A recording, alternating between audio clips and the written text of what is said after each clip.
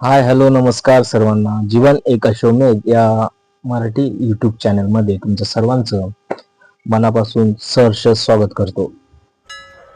मित्रांनो, सुरुवातीलाच तुम्हाला मी एक छोटीशी डेट सांगणार आहे. 23 डिसेंबर हा दिवस का साजरा केला जातो, याचं महत्व काय आहे ते व्हिडिओच्या एंडिंगला मी तुम्हाला सांगणारच आहे. पण ज्याला कोणाला माहित असेल त्यांनी कमेंट सेक्शन मध्ये मला कळवा. तर नमस्कार मित्रांनो, तुमचा मित्र आज घेऊन आलाय एक नवीन विषय. आज त्या विषयावरती कोणी बोलत नाही. खरं तर या विषयावरती बोलायला पाहिजे, कारण आज आपण बोलणार आहोत जगाचा पोशिंदा, आपला मायबाप म्हणजे शेतकरी. आपण रोज मीडिया उघडला की बघत असेल, खूप अशा बातम्या असतात त्याने मन सुन्न होतं. त्यामध्ये प्रामुख्याने बातमी असते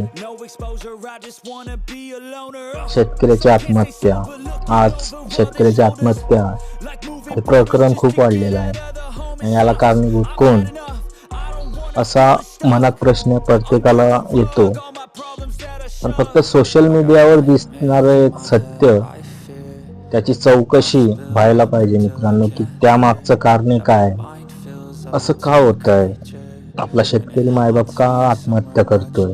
2025 नुसार तुम्ही जर सर्वे केला तर तुमचं मन सुन्न करणारे असे तुम्हाला आकडे दिसतील आणि मन असं पिळून टाकणाऱ्या घटना होतात.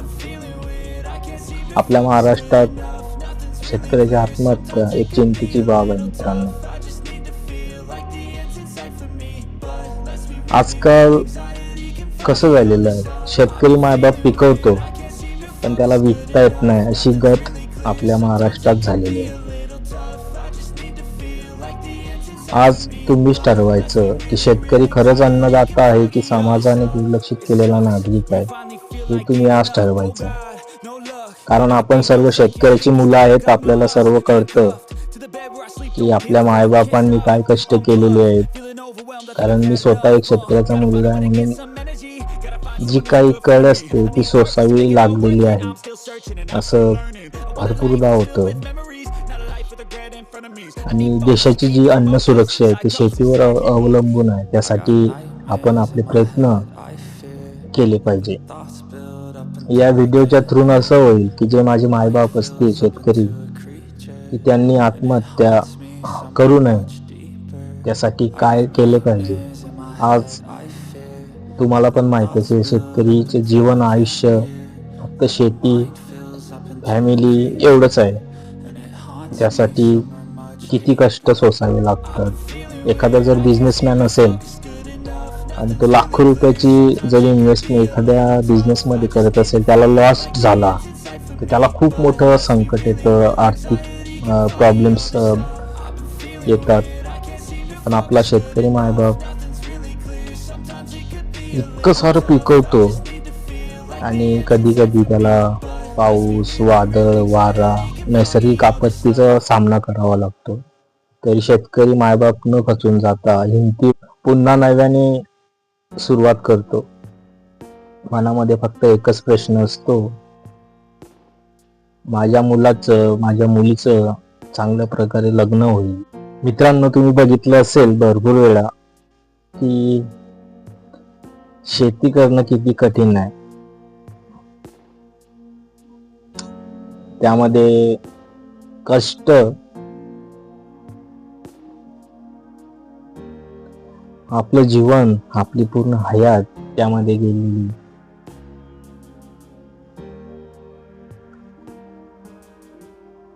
देशाची जी अन्न सुरक्षा आहे ती शेतीवर अवलंबून आहे. शेतकरी कष्ट करत आहे. पाऊस, वादळ, वारा, कीटक, रोग, त्यामध्ये आजारी पडणे, अशा गोष्टी चालू आहे. पण शेतकरी पिकवणं सोडून जात नाही. जे आपलं काम आहे ते शेतकरी पूर्ण इमानदारीने करत आलेला आहे.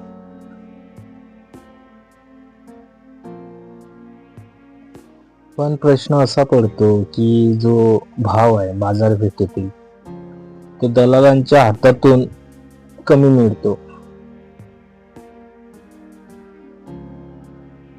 एखादा जर शेतकरी असेल हा जो व्हिडिओ बघत असेल तर ही खरी गोष्ट आहे. असं बरेचदा अनुभवलेलं असेल की जो काही बाजार भाव असतो तो कमी मिळतो, कारण आतील जे दलाल असतात ते हा भाव घेऊन जातात किंवा व्यवस्थित जो हमी भाव मिळत नाही. शेतकरी आपला अन्नदाता आहे, पोशिंदा आहे जगाला पोसणारा म्हणजे फक्त पोसणारा नाही तर सरळ गाभीने अडचणीच्या काळात. आता तुम्ही कोरोनामध्ये बघितलं असेल, सर्व जग थांबलेलं होतं, फक्त आपला शेतकरी मायबाप पिकवत होता आणि सर्व जनतेला पोसत होता. हे पण एक उत्तम उदाहरण आहे. तर त्याचा आदर आणि सुरक्षित भविष्य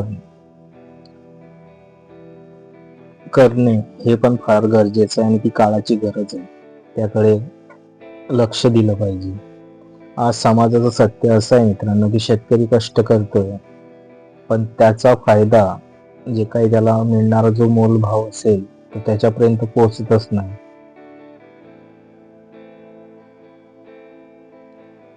किंवा तुम्ही बरेचदा बघितलं असेल, सोशल मीडिया आणि समाजाची जी काही सुविधा आहे, शेतकरी कथा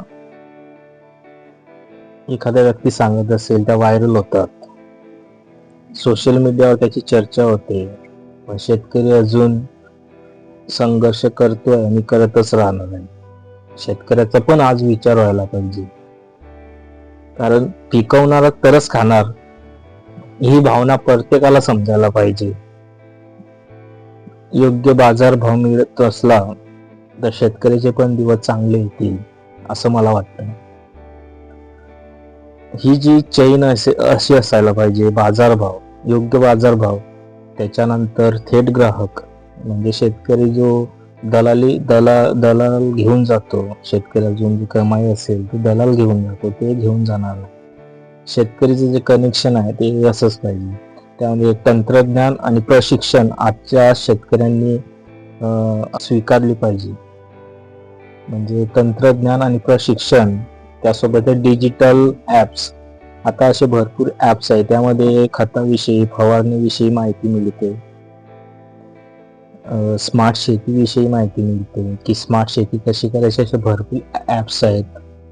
त्याच्यानंतर ड्रोनने पण आपण एक टेक्नॉलॉजीचा आधार घेऊन लक्ष ठेवू शकतो शेतीवर. किंवा AI बेस सल्ला आहे, AI ला जर कोणी काही विचारलं तर AI उत्तर देतं.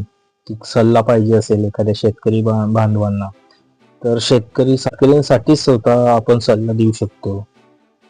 आजकाल समान हक्क, मदत फक्त मिळते शेतकऱ्यांना. एखाद्या गोष्टी झाली असेल तर त्या क्षणासाठी मदत मिळते, पण ते तात्पुरते असते. त्यासाठी शेतकऱ्याचं जे आयुष्य आहे किंवा भविष्य ते सुनिश्चित व्हायला पाहिजे.